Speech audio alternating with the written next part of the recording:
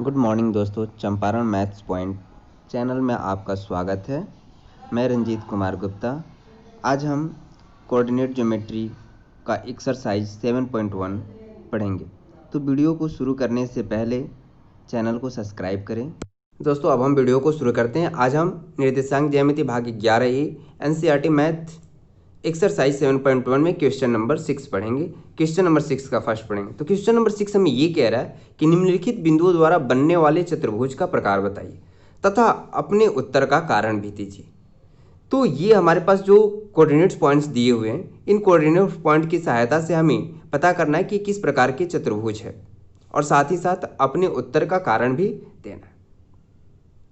तो हम चतुर्भुज के बारे में पूरी जानकारी कोऑर्डिनेट ज्योमेट्री पार्ट 6 में दे दी, आप वहाँ से देख सकते हैं। तो चलिए अब हम इसे सॉल्व करते हैं।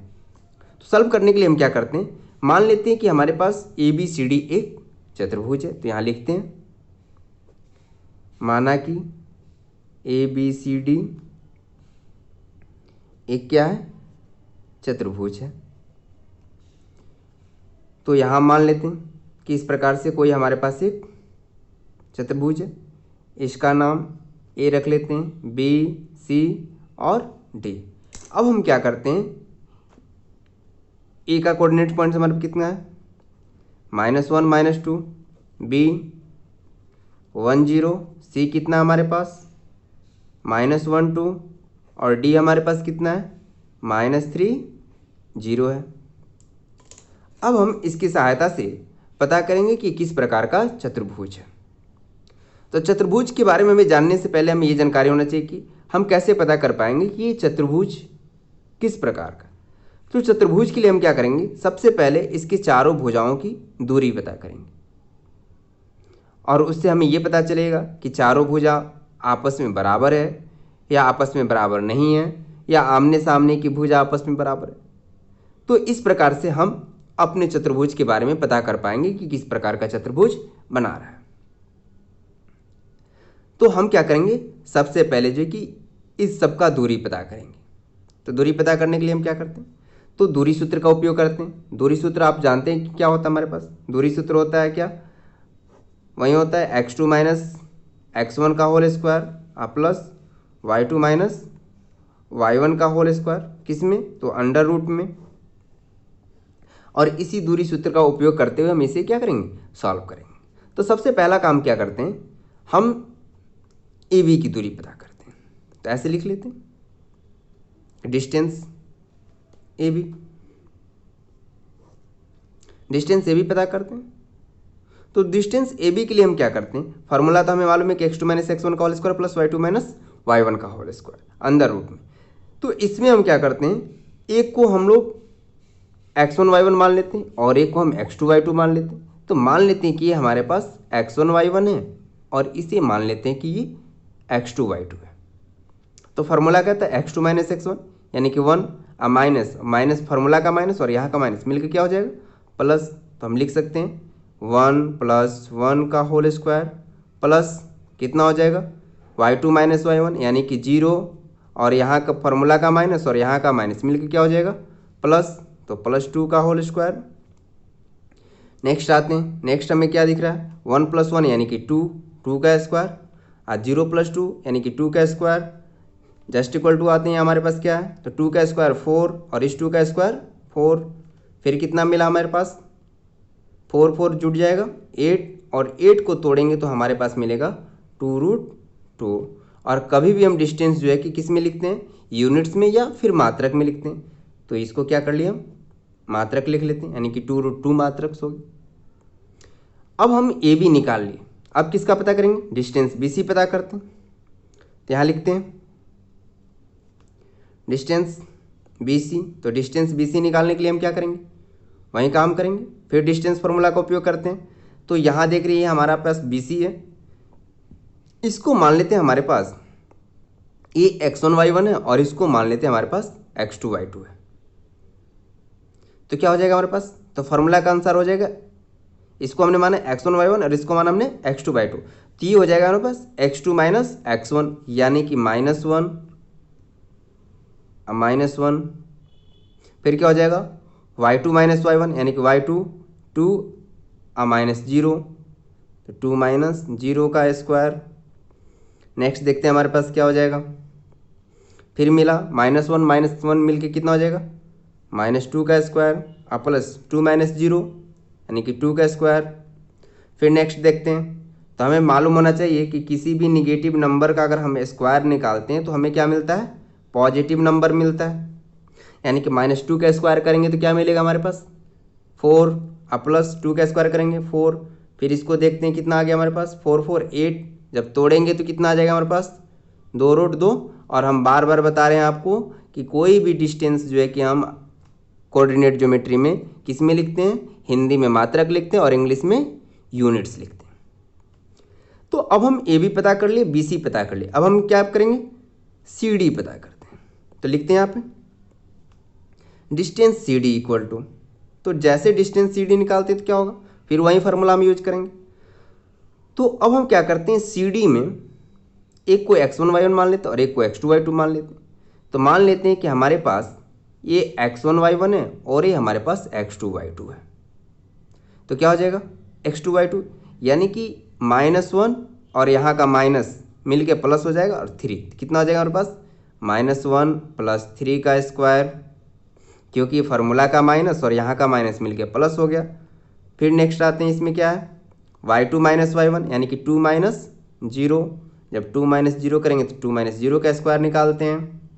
तो नेक्स्ट हमें क्या दिख गया, -1 और +3 ऐड करेंगे कितना आ जाएगा हमारे पास 2, तो 2 का स्क्वायर प्लस 2 माइनस 0 ये भी आ जाएगा हमारे पास कितना 2, तो स्क्वायर है तो 2 का स्क्वायर कर लिए। अब नेक्स्ट देखते हैं 2 का स्क्वायर कितना हो गया 4, प्लस है तो प्लस और 2 का स्क्वायर 4, इसको जोड़ते हैं कितना हो जाएगा हमारे पास 8। फिर इसको तोड़ते हैं, अब कितना हो जाएगा 2√2, और इसका आंसर हमेशा किस में लिखते हैं, मात्रक में, तो 2√2 मात्रक हो गया। अब हमने क्या किया, ए बी निकाल लिए, बी सी निकाल लिए, सी डी निकाल लिए, बचा क्या हमारे पास ए डी।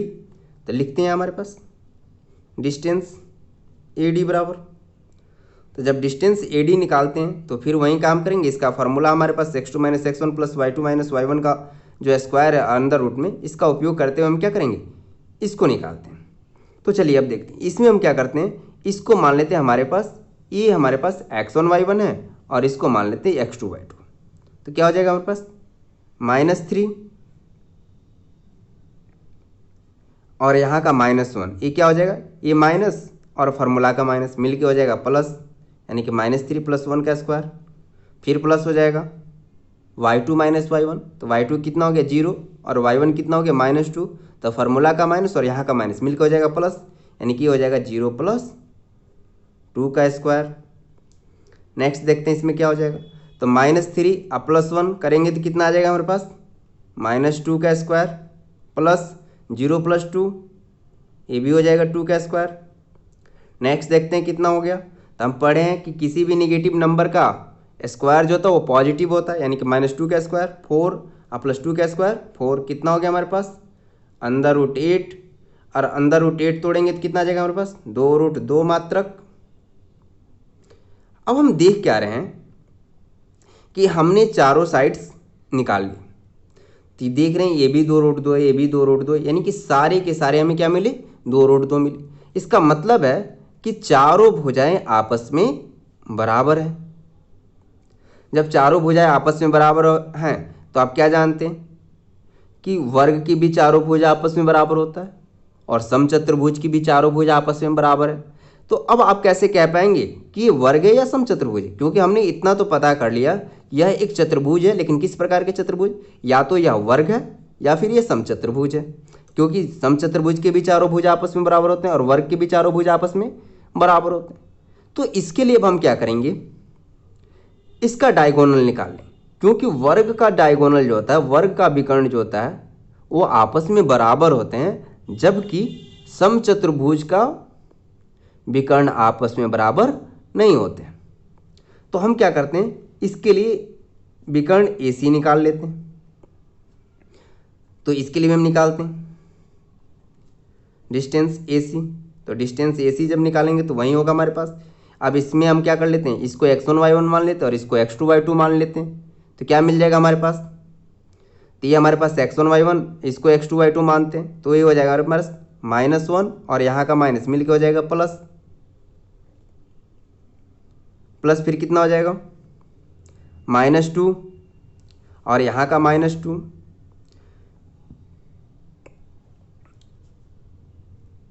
कितना हो गया हमारे पास, ये हो गया -2 का होल स्क्वायर इक्वल टू। अब आते हैं नेक्स्ट, देखते हैं हमारे पास क्या मिला। तो ये हो गया -1 + 1 मिलकर कितना हो जाएगा 0, तो 0 का स्क्वायर, -2 और -2 मिलकर हो जाएगा हमारे पास -4 का स्क्वायर। नेक्स्ट करेंगे कितना आ जाएगा हमारे पास, ये हो गया हमारे पास 0 और +16, क्योंकि पढ़े हैं कि किसी भी निगेटिव नंबर का स्क्वायर क्या होता है हमारे पास, पॉजिटिव होता है। दोनों को ऐड करेंगे कितना आ जाएगा हमारे पास 16, इसको तोड़ेंगे आ जाएगा 4 मात्रक। नेक्स्ट आते हैं हमारे पास, इसी तरह से अब हम बी डी निकाल लेते हैं, दूसरा डायगोनल। तो दूसरा डायगोनल बी डी देख, डिस्टेंस बी डी बराबर, तो फिर वही काम करेंगे हम। तो बी डी में देख लेते हैं हमारे पास क्या, इसको मान लेते हैं हमारे पास ये x1 y1 है और इसको मान लेते हैं x2 y2 है। क्या हो जाएगा हमारे पास x1 y1 x2 y2, तो ये हो जाएगा हमारे पास -3 और फॉर्मूला का माइनस और यहाँ 1, कितना हो जाएगा, यानी -3 -1 का स्क्वायर प्लस हो जाएगा कितना 0 -0, तो 0 -0 का स्क्वायर। जब निकालेंगे तो हमें क्या मिल गया, यहाँ पे हमें मिल गया यहाँ माइनस और यहाँ माइनस मिल गया, कितना हो जाएगा -4 का स्क्वायर और प्लस 0 -0 यानी कि 0 का स्क्वायर, कितना हो जाएगा टोटल, -4 का स्क्वायर निकालेंगे 16 आ जाएगा और प्लस 0 का स्क्वायर 0, फिर जोड़ेंगे कितना आ जाएगा 16, इसको तोड़ेंगे आ जाएगा 4 मात्रक। अब हम देख क्या रहे हैं कि यहाँ चारों भुजा आपस में बराबर था, और दूसरा कंडीशन हमने बताया था डायगोनल के बारे में। तो डायगोनल हम देख क्या रहे हैं कि दोनों डायगोनल का डिस्टेंस भी आपस में बराबर है। जब दोनों डायगोनल का डिस्टेंस आपस में बराबर है, इसका मतलब है कि ये दिया हुआ जो हमारे पास शीर्ष है वह एक वर्ग है, क्योंकि चारों भुजाएं आपस में बराबर है और डायगोनल भी आपस में बराबर है।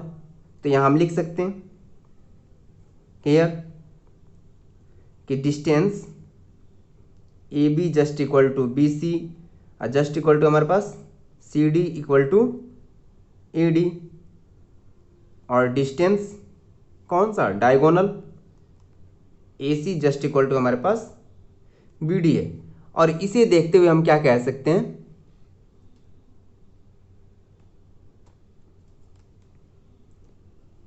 कि जब चारों भुजा आपस में बराबर है और दोनों डायगोनल जब आपस में बराबर है, तो हम कह सकते हैं, क्या कहेंगे कि अतः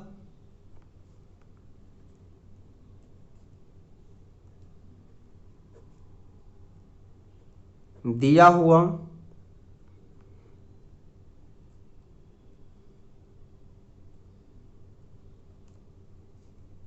निर्देशांक बिंदु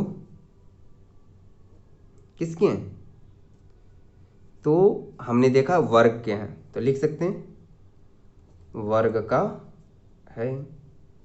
ये हो गया आंसर। Thank you.